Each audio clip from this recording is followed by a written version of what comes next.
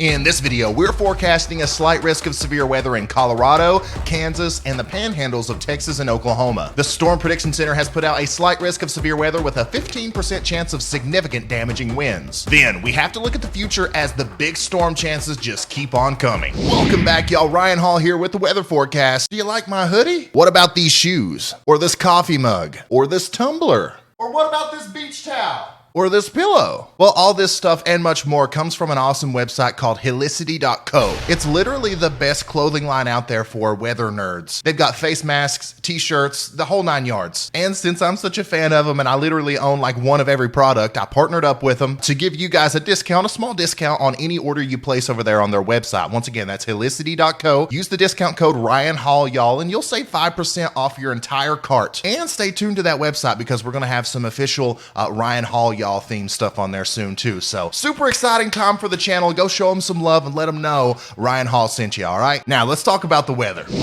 All right, here's a big old look at the United States of America, and you see that big old yellow shaded area there in Colorado, Nebraska, Kansas, Oklahoma, and Texas. Yep, that's our slight risk of severe weather today that we talked about yesterday, as a big area of moisture is coming up into the Central Plains, and on the western edge of that, it's interacting with some cooler air and sparking up some storms. And some of these storms today can be pretty intense, from Amarillo all the way up into Garden City, and maybe even as far north as just north and east of Denver in Colorado. We're going to see big time hail and straight line damaging winds. Now also up here in Minnesota and South Dakota in the green shaded area, there's a marginal risk for severe weather where we could see a couple gnarly storms. These storms don't look like they're going to be as intense, and we can take a closer look at that on the weather models. All right, we're back to the old trusty HRRR model. We're going to zoom into the central US right here and really focus on this area where the slight risk of severe weather is today. And as always, the date and time's always displayed up here. And remember, that's going to be in Eastern Daylight Time, even though what I'm talking about is mostly going to be in Central. So let's get her rolling, all right? Here we are at 11 a.m. The showers that we're seeing right now in Wichita Falls are going to move off to the south and east and dissipate, allowing for clearing skies back here. And once that heating of the day really starts ramping up, we're going to see those storms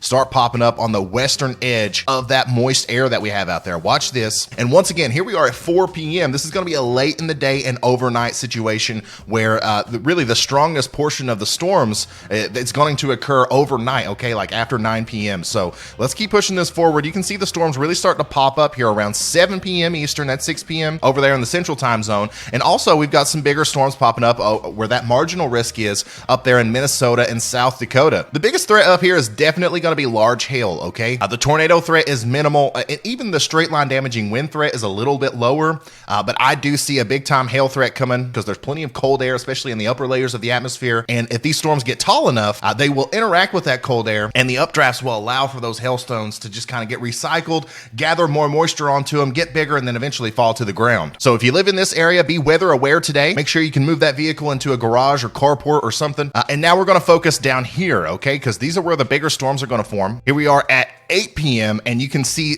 some of those bigger storms starting to pop up in the panhandles of Oklahoma and Texas. This is showing a very specific supercell thunderstorm forming right on the border of Texas and Oklahoma here on the panhandles. And this right here, if this comes to fruition, this is likely going to be the storm of the day, okay? So if you live up here in this region, watch the weather radar today. Make sure you have some way of getting warnings because this storm right here, you know, it could pop up a little bit further north than this or a little bit further south, but wherever this one right here pops up, if we can actually get a supercell thunderstorm by itself today, it's likely going to have huge hail. And in the very beginning stages of this storm, we might actually have a tornado threat. It's a small threat, but when that storm first pops up and that updraft really gets going, there's going to be enough warm air out ahead of it and enough cool air out behind it that we could get enough cyclonic rotation to spark a tornado briefly in the beginning of the storm. So watch out for that. But as this heads out to the east, I do believe it's going to become very outflow dominant, and we're going to be looking at a convective linear system of storms that moves off to the east as it moves into western Oklahoma. And the main threat there is going to be hail and damaging wind. The tornado threat goes down a lot whenever that happens. Same thing up here. We're going to see this turn into like a more like a cluster of storms or like a line of storms as we go later on into the evening. Like this is midnight Eastern, 11 p.m. Central. But also around this time, we're looking at possibly some more storms popping up in central Kansas, okay? That slight risk today covers this whole area. So the southern storms are probably probably going to be the most intense, but these right here are definitely going to pack a punch with, once again, there's definitely that threat there for big hail and damaging winds and also a small tornado threat. And then as we go late into the night, into the early morning hours tomorrow, we've got just a general area of thunderstorms moving across Kansas here, and eventually those will make it into the Kansas City metro area in the early morning hours tomorrow. At this point, this is just going to be a big old blob of rain, okay? You're going to see, some lightning, some thunder, maybe some small hail here and there, but in the early morning hours tomorrow, this won't be much to worry about at all. These storms are forming up over here on the western edge of this boundary between warm air and cool air, and then as they head east, they kind of lose steam, and the same thing's going to happen, the next day and the next day. We're kind of in that pattern where we have big storms just forming and dying off as they move off to the east. So let's keep pushing this forward, and you'll see exactly what I'm talking about here as we get into the heating of the day tomorrow, 6, 7, 8 p.m. More big storms form over here in Colorado, New Mexico, Oklahoma, Kansas, and Texas. And of course, the Storm Prediction Center has put out a slight risk of severe weather for this day as well, as it actually looks to me like this day might be a little bit more intense as far as severe weather goes. Here we go. At 9 o'clock p.m. tomorrow, there's going to be a big line of possibly supercell thunderstorms forming in the panhandle of Texas all the way down to Mexico, and also all the way up here into the panhandles of Oklahoma and then southwestern Kansas and southeastern Colorado there. So a pretty big area is going to be affected by these severe thunderstorms tomorrow. And once again, I do believe that the wind threat and the hail threat is going to be even larger tomorrow and cover a larger area than today. Okay, so if you live over here, just be weather aware over the next couple days. Make sure you have some way of getting warnings, okay? Because, even though a lot of people out there that, I live in Texas, I'm ready for a hailstorm. I'm ready for, some 50-mile-an-hour winds or whatever. Sure, I get it. You're from Texas. You know all about the severe weather. But in situations like this, it's May, okay?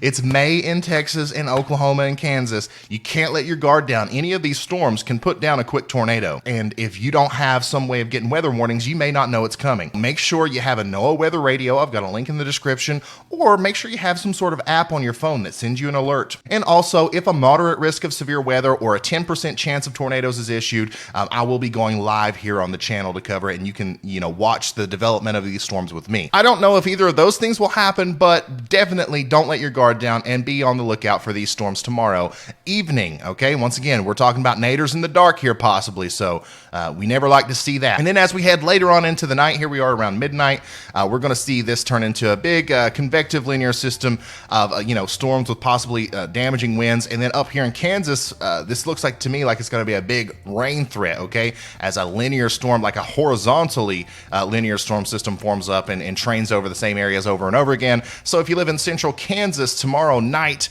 into early Sunday morning, watch out for that isolated flash flooding threat, as that's exactly what that setup looks like to me. Okay, so let's play through this again. Here's today's storms, and then here's tomorrow's storms.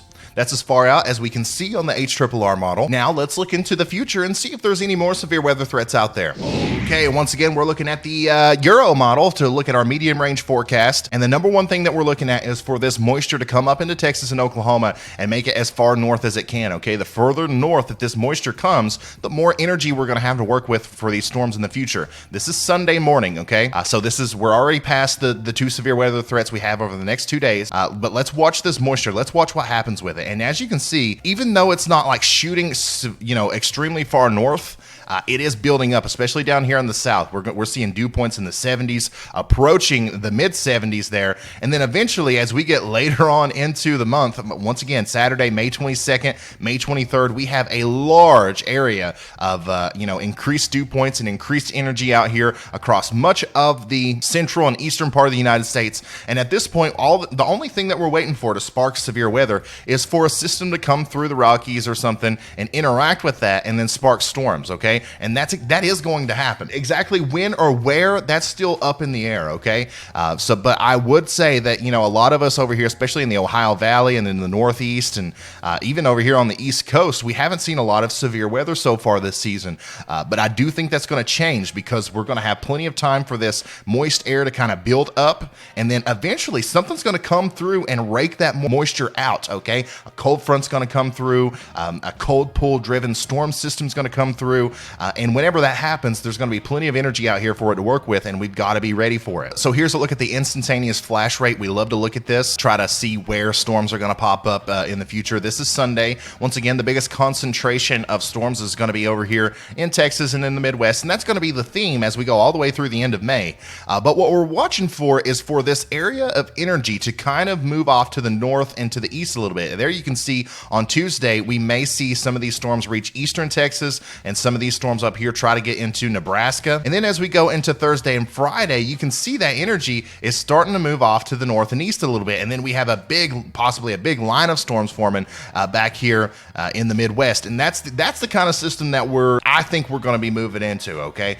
We're entering a pattern in late May and early June that looks to me like it's going to be one of those situations where we get low pressure systems that form down here, eject off to the northeast, and just trail big cold fronts with them that cause lines of storms that go all the way through the Midwest and then eventually into the Ohio Valley. And that, I think we'll be stuck in that pattern for a little while as we go into June. Look at there. There's another one on Saturday, May 22nd, possibly going all the way up into Canada. And then as we play this on out, there's another one, up here in the north on, May 23rd. So, it's really important that we don't look at this too closely, okay? The instantaneous flash rate on the Euro, this is not exactly what the model's going to look like. We're just looking for patterns here. And the pattern that I'm seeing is that this big area of moisture that's building up here is eventually going to nudge to the east, and these storms are going to be able to initiate a little bit further to the east and carry a little bit further east because there's more moisture there and more energy there for them to feed off of as they move off. So obviously, as we get closer to these storms, especially in late May, we'll have a lot more details and we'll be able to zoom into Iowa or Wisconsin or wherever these storms are going to hit like we did today with Kansas. But when we're talking about the medium range forecast, there's really no point in zooming in on, 7 days away. So that's the best I can do for you right now, okay? I'm trying my best over here. All right, that's all the weather talk I have for you today. I hope you enjoyed this video. If you did, make sure you slap that like button, subscribe if you haven't already, and turn those notifications on. Also, consider becoming a channel member. We're going to have a members only live stream tonight where we do an educational walkthrough on how to read a radar. That's going to be exclusive to members only. So right now, if you've been thinking about becoming a member, right now is a good time to do it. Around 6 p.m. Eastern tonight is when I'm going to be doing that. All you got to do is click the join button next to the subscribe button, or if you don't see that, there's a link in the top of the description where you can join to become a channel member. Also, make sure you get one of these hoodies, guys. Make sure you get a pair of these shoes. I mean, look at this. Hook Echo Doppler radar imagery on a shoe. I mean, are you kidding me? They've got these in black too. I've got them back there. I'll show you sometime. But yeah, thank you guys for watching. Thanks for all the support, and I will see you in the next one. Goodbye.